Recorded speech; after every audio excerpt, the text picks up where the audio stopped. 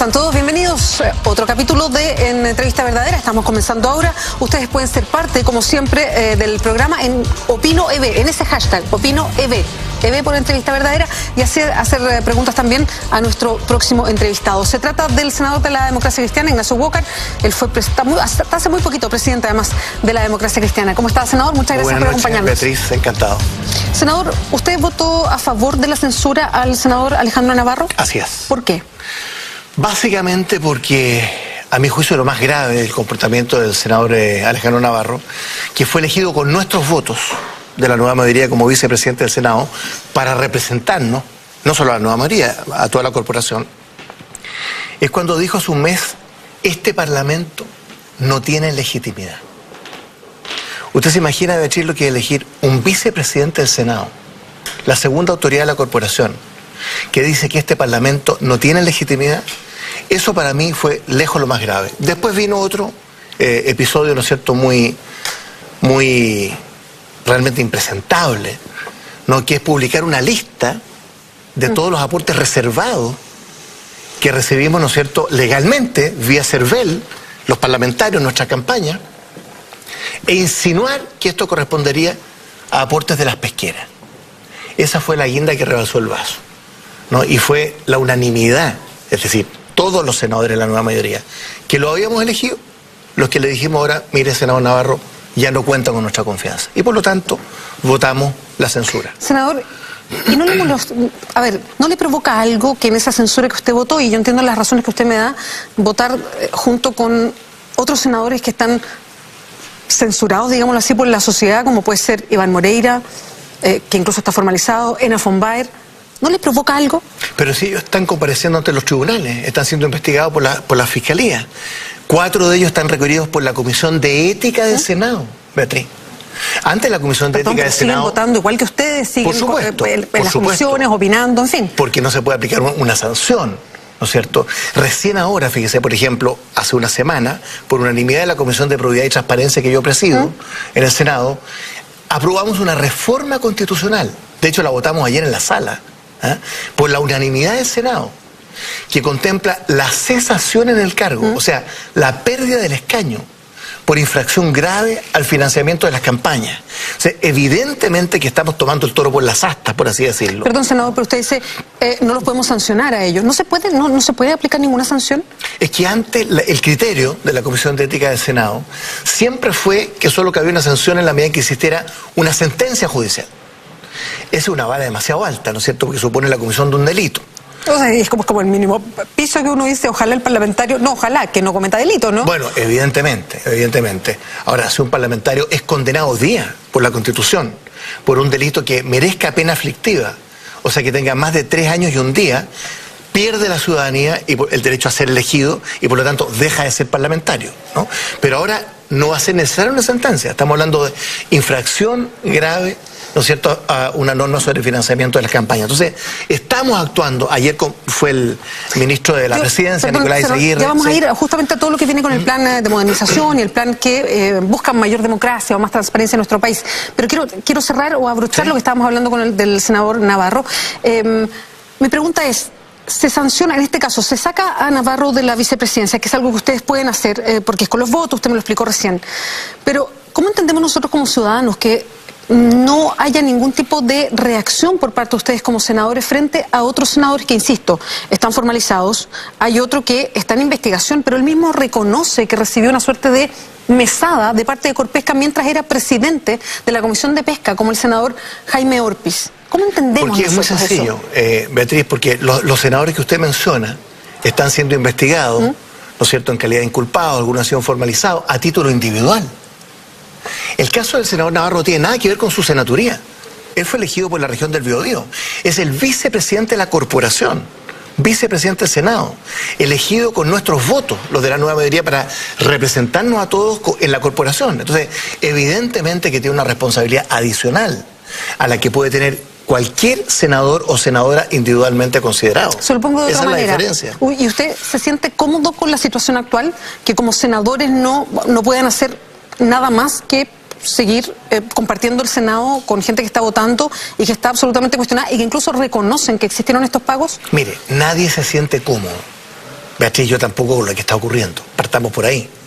Imagínense cómo estamos los senadores, diputados, el mundo de la política, de los partidos. Yo he sido todo diputado, senador, presidente de un partido, y uno siente que está siendo enjuiciado y uno tiene que dejarse interpelar con mucha humildad porque existe una irritación que tiene bases reales. Pero no es injusto, senador, por ejemplo, y ahí usted, cada uno sabe cómo financió sus campañas, en fin, pero cuando desde otros partidos, Hernán Larraín, que también es senador, que hoy día es presidente de la UDI, dice, a propósito de lo de Orpis, dice, bueno, pero es que esto lo hacen todos, y es la doctrina de la UDI, esto en realidad es algo masivo, esto se hace comúnmente, todos financian... Dijo Hernán Larraín, o sea, dijo, lo que hace el senador Jaime Orpis lo hacen todos. No, la forma de financiar las campañas, entonces, pero es que, senador, cuando se mete a todos en el mismo saco, ¿por qué los senadores o los diputados que no han financiado de esa manera las campañas lo soportan? Beatriz, no salen directamente a decir, perdón, esto no es así. El senador Alejandro Navarro aparece en esa lista con 2.400.000 pesos. De aporte reservado. Sí. ¿Alguien cree en la región del Biobío que el senador Navarro financió su campaña con 2.400.000 pesos? Entonces, yo podría empezar a preguntar que no me corresponde. Senador Navarro, ¿cómo financió usted su campaña? No me corresponde. Yo no soy la Comisión de Ética, ¿no es cierto?, del Senado, no soy tribunal, si existiera la comisión de un delito. Entonces, respondiendo a su pregunta, ¿por qué este aparente doble estándar? Que no lo es, porque una cosa es la responsabilidad individual, y todos respondemos individualmente, igualdad ante la ley, y otra cosa es la corporación. Hay una representación de la corporación, del Senado, porque aquí existe un Estado democrático de derecho. Y por lo tanto, no nos corresponde a nosotros prejuzgar. Yo no soy tribunal, no somos jueces. No, evidentemente, frente al delito están los fiscales que investigan y los jueces que fallan. Entonces, es muy... Usted decía... todo en el mismo saco. Es que eso no puede ser, ¿se fija? No se puede disparar a la bandada, que es lo que estamos haciendo habitualmente. Estamos todos en el mismo saco. Ya estamos todos en el mismo saco. ¿Y eso es justo o injusto? Yo creo que es completamente injusto. Pero por eso yo pregunto, ¿por qué los que sienten que es injusto, porque sienten que no lo han hecho, no han sacado la voz de una manera? O, por ejemplo, presentar ustedes mismos una querella contra el senador Jaime Orpis, lo hizo el diputado del Partido Comunista Hugo Gutiérrez. Bueno, Hugo Gutiérrez verá lo que hace con sus acciones, pero a mí no me corresponde ser sujeto activo de una acción criminal contra un colega senador, no por defensa corporativa, sino que ¿qué antecedentes puedo tener yo, Beatriz, como senador de los eventuales delitos que otro senador puede haber cometido? Está la línea judicial, y efectivamente ustedes no se pueden comportar como jueces, para eso están los jueces de la República, pero ¿qué pasa con su responsabilidad ética o política? ¿No es algo que ustedes deberían manifestar ahí? Responsabilidad criminal está en los tribunales. ¿Sí? Responsabilidad ética está en la Comisión de Ética del Senado. Que se demoró tanto en pedirle explicaciones a los senadores. Porque, Beatriz, aquí hay un proceso. Aquí hay un proceso de evolución. Los hechos muchas veces nos están superando, van por delante. Las instituciones se demoran en reaccionar. Las redes sociales, Twitter, Internet, todo es así. Rápido, instantáneo. Porque es una tecnología que lo permite. Pero las instituciones van más lentas, ¿no? Y en ese sentido, cuando tenemos hoy día cerca de 30 proyectos de ley reforma constitucional en la agenda de probidad y transparencia que puso anoche el ministro de la Presidencia, Nicolás Aguirre, en la comisión que yo presido, estuvimos ayer viendo un esfuerzo inédito en la historia de Chile. ¿No para qué? Para avanzar a una nueva institucionalidad sobre probidad y transparencia, que se haga cargo de los estándares éticos que deben existir en la ética de los negocios, porque todo esto partió en el sector privado. ¿No es cierto? La Polar, Cascada, Consorcio, Penta, Soquimich, esto partió en el sector privado. En fiscalizaciones de impuestos internos en empresas en el sector privado. Fíjense que estos casos que estamos conociendo de boletas, facturas y otros, son la arista política. Se nos olvida que eso partió ahí. También está, por supuesto, el tema del conflicto de interés y el tema del financiamiento de la política y, muy importante, la tipificación de los delitos.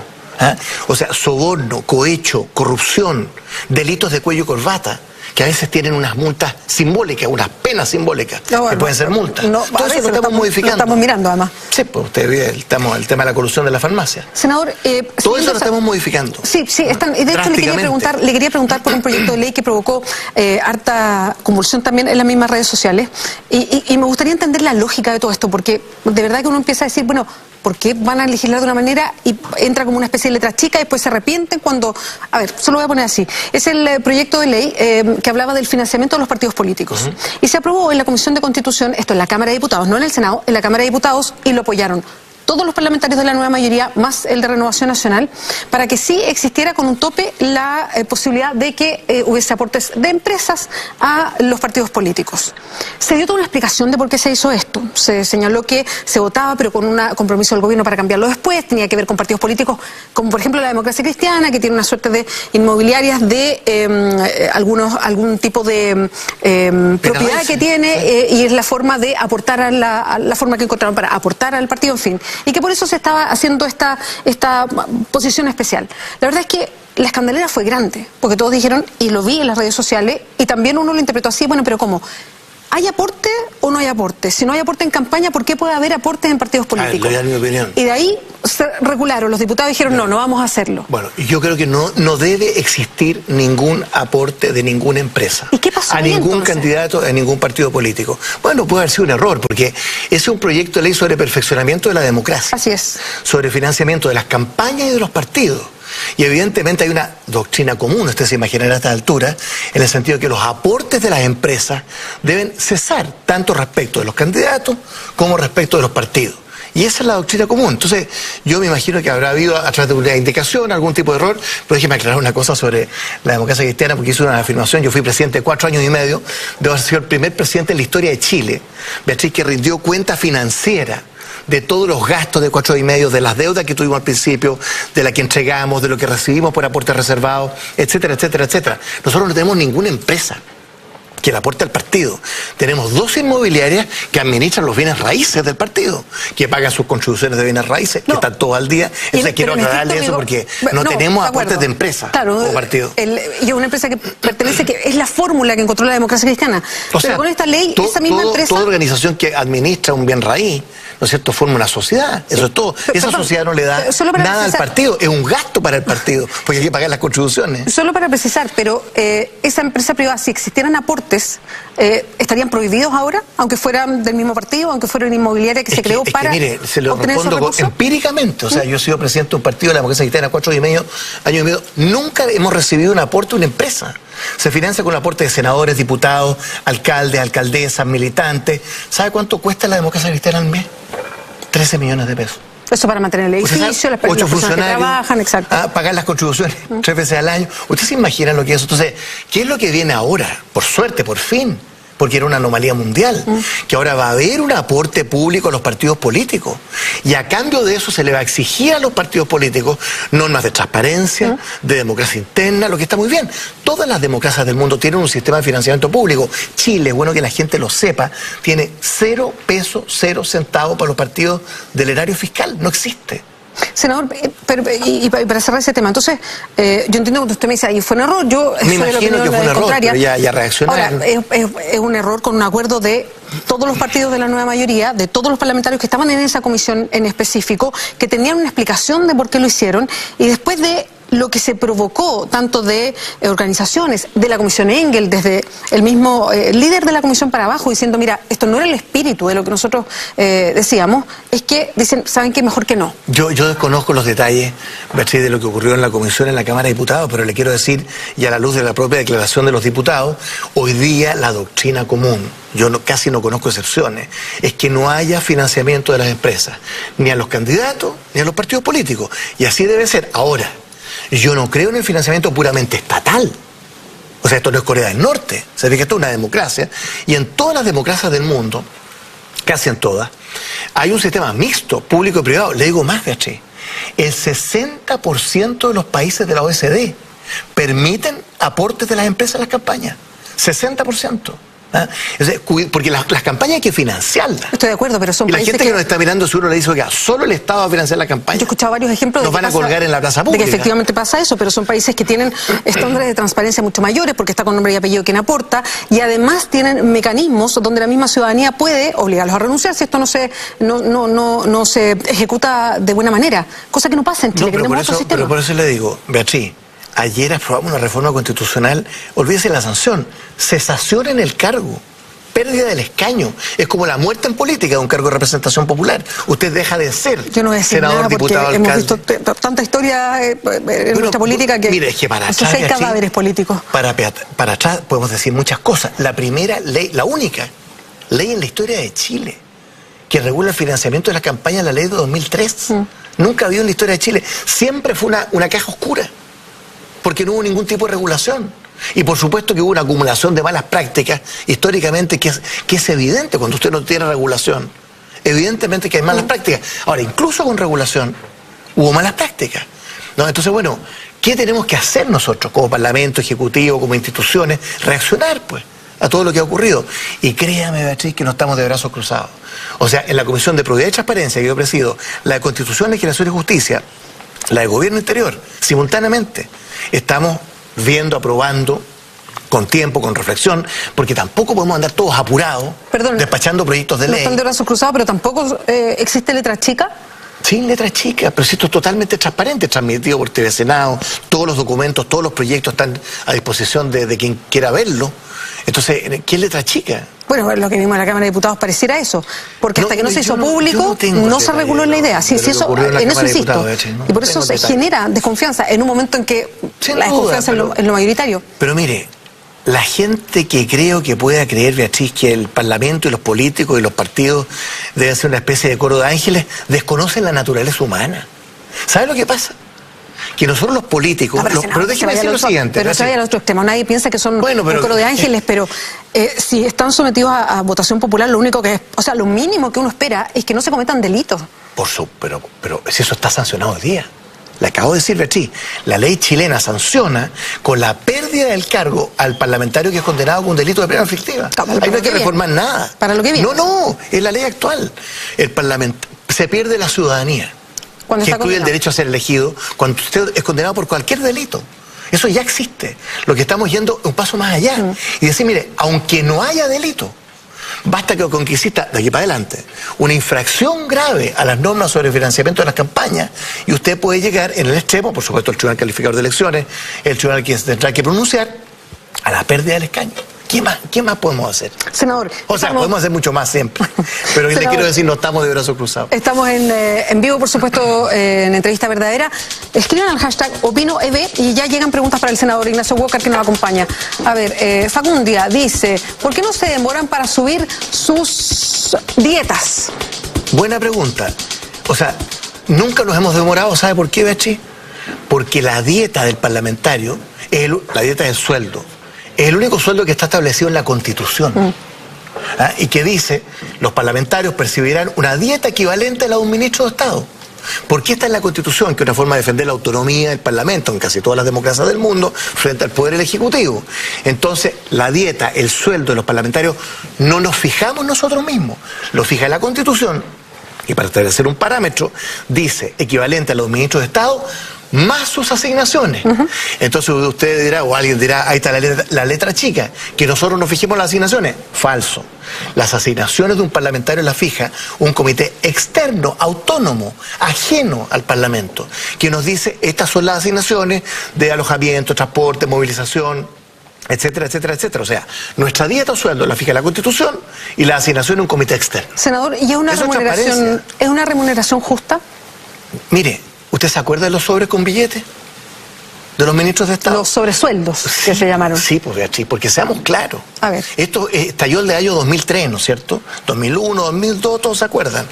No, porque los ministros de Estado recibían un sobresueldo, que era un sobre, ¿no es cierto?, con billetes. Y eso se supo, y eso estalló, y fue un escándalo. Y eso era para tratar de apuntalar el sueldo, que podía ser muy bajo. Porque hay que atraer, ¿no es cierto?, también al sector público. Estamos hablando presidente de la República, ministros, senadores, diputados, a gente que por eso, entonces, la forma de atraerlo es con ese sueldo a los senadores. No es la forma de atraerlo.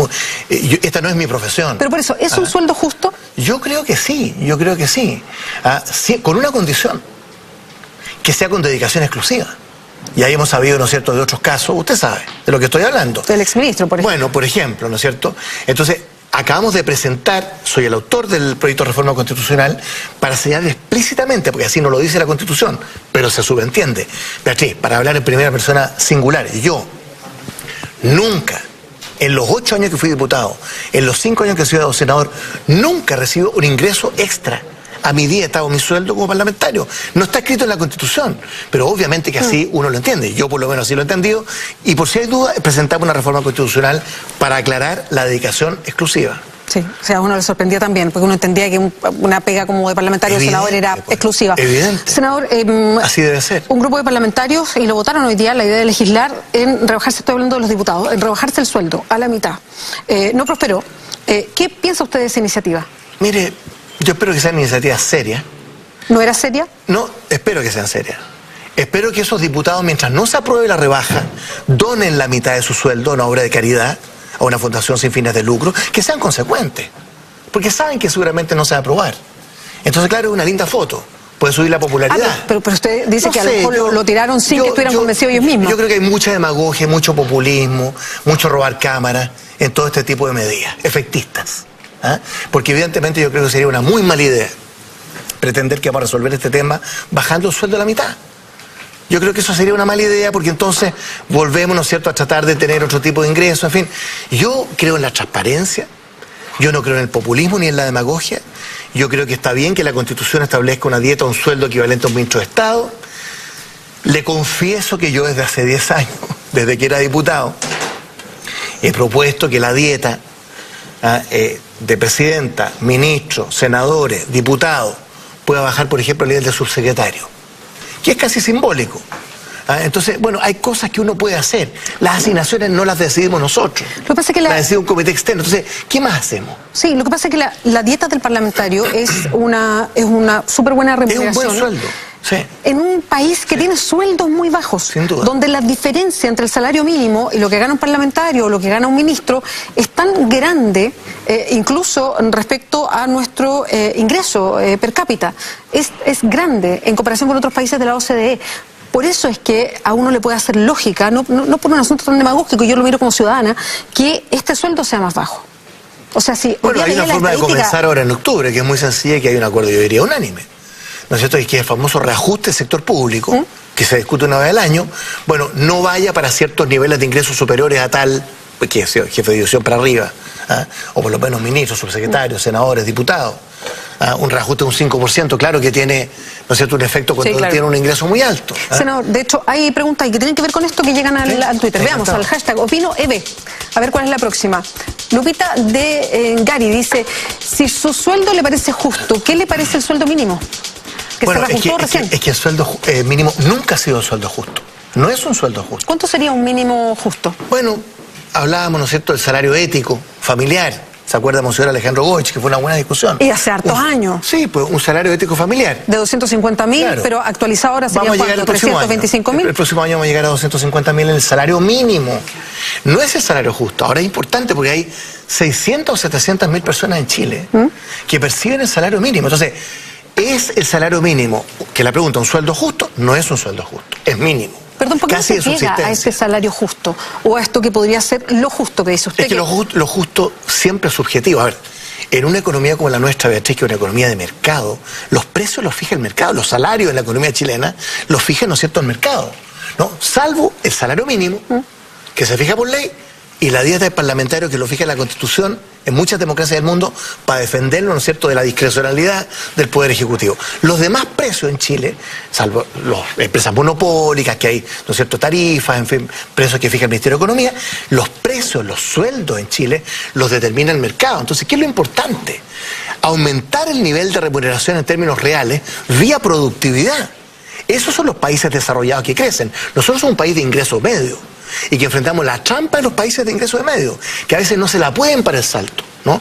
Porque pueden tomar medidas que aparecen como muy justas, pero que pueden ser muy contraproducentes. Entonces, ¿qué es lo importante? Generar las condiciones en la economía para que las remuneraciones en términos reales, remuneraciones que las fija el mercado, puedan aumentar en términos altos y en términos sostenidos. El problema es que uno ve que cuando la economía marcha bien, los sueldos van a una velocidad muy lenta. De hecho, en Chile, lo leía recién una estadística y me pareció insólito, el 50% de los trabajadores gana hasta 260.000 pesos, el 70% hasta 400.000 pesos, estamos hablando de sueldos líquidos. Los sueldos en Chile son muy bajos, pero usted no los va a subir por ley.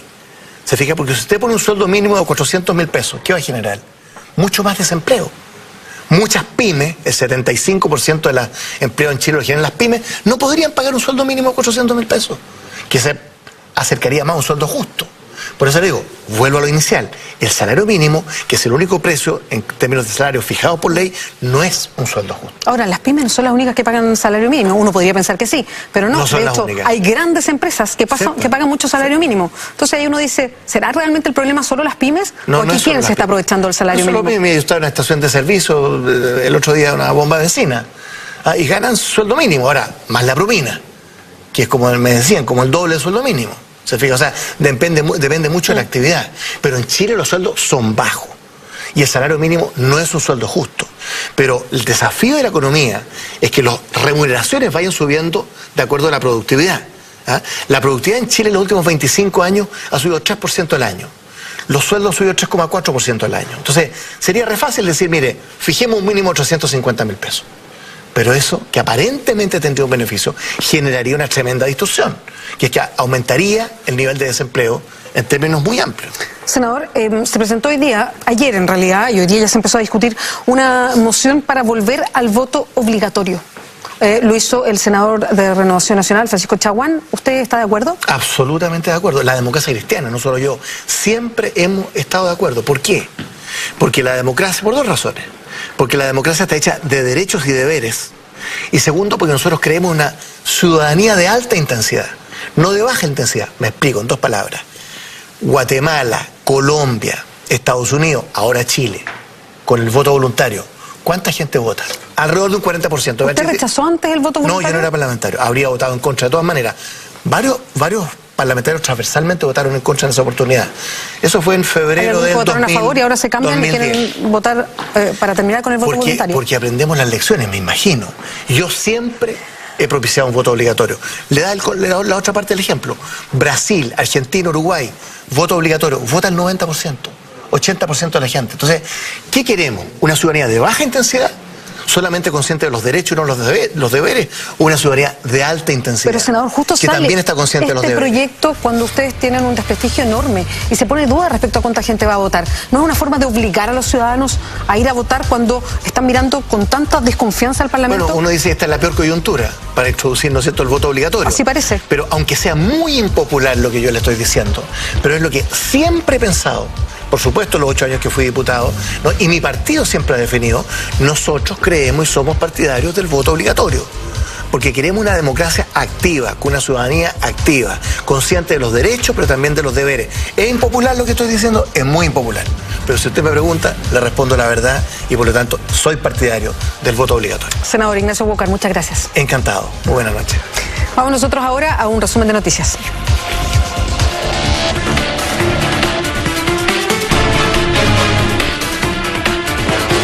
Cuando un futbolista gana 100 millones de pesos en un mes, nadie se ruboriza. Y cuando un parlamentario gana 5, 6 o 7 millones, se arma un escándalo como si eso fuera total y absolutamente indebido. Así lo aseguró el jefe de la bancada de diputados DC, Ricardo Rincón, al opinar sobre el proyecto que propone una rebaja en la dieta parlamentaria y que esta semana sufrió un revés luego que se rechazara dar urgencia a su discusión. Según el parlamentario, el texto impulsado por los independientes Gabriel Boric y Giorgio Jackson no tiene ninguna racionalidad ni ninguna ética, ya que apunta solo a los parlamentarios y no a otros funcionarios públicos como los ministros de Estado. Rincón agregó que es falso que los diputados sean los que plantean su propio sueldo y explicó que incluso no podemos presentar ninguna iniciativa en materia de gastos de la nación. Para mañana viernes está previsto la lectura de sentencia en contra de Hugo Castro Delgado y Orly Martini Castro, ambos imputados y condenados en juicio abreviado por realizar el autotentado para cobrar unos seguros en la región de la Araucanía. Los hechos investigados por el jefe de la Fiscalía de Alta Complejidad, Luis Arroyo, ocurrieron el pasado 18 de junio de 2014, cuando el primero de ellos condujo el camión Mercedes-Benz de su propiedad hasta el sector rural de Caibico, en Padre Las Casas. De acuerdo a la investigación, el hombre fue acompañado en otro vehículo por Orly Martini Castro. En el lugar, Hugo Castro roció combustible al camión y lo quemó. Al día siguiente, el propietario del móvil realizó la denuncia en Carabineros y comenzó los trámites para cobrar el seguro, lo que hizo efectivo en agosto de 2014. El pago de la aseguradora alcanzó los 15.390.000 pesos. Para el próximo martes se postergó la votación del proyecto de ley que despenaliza el autocultivo de la marihuana para fines medicinales, pero también para uso recreacional y religioso. La jornada estuvo marcada por un intenso debate en la sala, donde los parlamentarios de la nueva mayoría defendieron el proyecto apuntando a que, por ejemplo, en el caso de niños o de personas que padecen de epilepsia refractaria, el tratamiento de marihuana, que hoy puede ser considerado como oneroso, significaría un alivio respecto de esta y otras patologías. Sin embargo, desde la Unión Demócrata Independiente y Renovación Nacional han advertido que este proyecto, al menos en el artículo 8, deja el margen para que el uso de algunas drogas duras como la cocaína también sean permitidos a través de una redacción ambigua de este artículo. En este sentido, la oposición advirtió que podría generarse una mala señal desde el punto de vista social al permitir el uso de la marihuana y sancionarlo como una cuestión positiva. Un incremento en las consultas por enfermedades respiratorias se ha registrado durante los últimos días debido a los continuos episodios de contaminación ambiental y al frío invernal que comienza a sentirse en la capital. Por ello, el ministro de Salud cree que julio será el mes del pic de atenciones de las enfermedades respiratorias y los expertos sostienen que en 10 a 15 días más ya se notará el incremento.